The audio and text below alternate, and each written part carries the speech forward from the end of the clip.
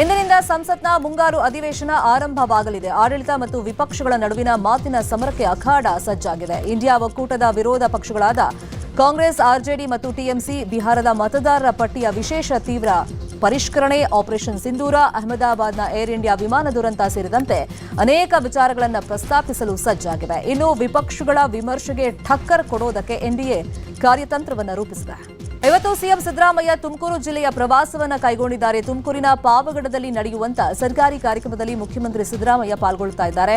ಈ ವೇಳೆ 716 ಕೋಟಿ ಮೊತ್ತದ ವಿವಿಧ ಕಾಮಗಾರಿಗಳ ಉದ್ಘಾಟನೆ ಮತ್ತು ಶಂಕುಸ್ಥಾಪನೆಯನ್ನ ನೆರವೇರಿಸಲಿದ್ದಾರೆ. ಬೆಳಗ್ಗೆ 11 ಗಂಟೆಗೆ ನಡೆಯಲಿರುವಂತಹ ಬೃಹತ್ ವೇದಿಕೆ ಕಾರ್ಯಕ್ರಮದಲ್ಲಿ ಜಿಲ್ಲೆಯ ಗಣ್ಯರು ಪಾಲ್ಗೊಳ್ಳುತ್ತಾರೆ.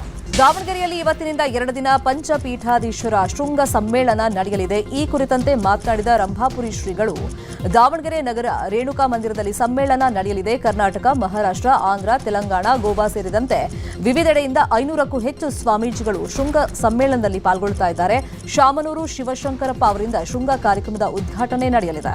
ವೀರಶೈವ ಪೀಠಾಚಾರ್ಯರ ಹಾಗೂ ಶಿವಾಚಾರ್ಯರ ಶೃಂಗ ಸಮ್ಮೇಳನದಲ್ಲಿ ಶ್ರೀ ಜಗದ್ಗುರು ಪಂಚಪೀಠಾಧೀಶರು ಸಾನ್ನಿಧ್ಯವನ್ನು ವಹಿಸಿ ಭಕ್ತ ಸಮುದಾಯಕ್ಕೆ ಆಶೀರ್ವಾದವನ್ನು ಮಾಡ್ತಾ ಇದ್ದಾರೆ.